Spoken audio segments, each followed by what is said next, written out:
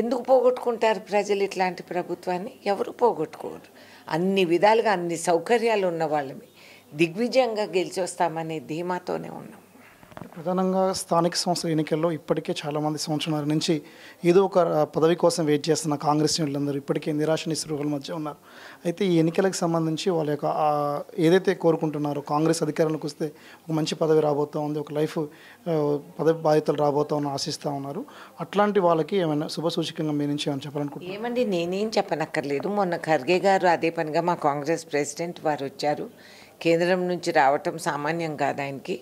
ఆయన వచ్చారు, అదేవిధంగా కేసీ వేణుగోపాల్ గారు వచ్చారు. ఇట్లాంటి కొన్ని కొరతలు ఉన్నాయని గ్రహించే వాళ్ళు రావటం జరిగింది. అండ్ క్వైట్ క్లియర్, వాళ్ళ మైండ్లో క్లారిటీ వచ్చింది. అండ్ వాళ్ళు ఆ విధంగా ఇది ఎలా సరిదిద్దాలనేది వాళ్ళు చెప్పటం కూడా జరిగింది. ఆ ఎక్సర్సైజ్ నడుస్తూ ఉంది. అండ్ నేను ఉన్నాను. నేను కూడా అసలైన కాంగ్రెస్ కార్యకర్తకి గుర్తింపు రావాలి.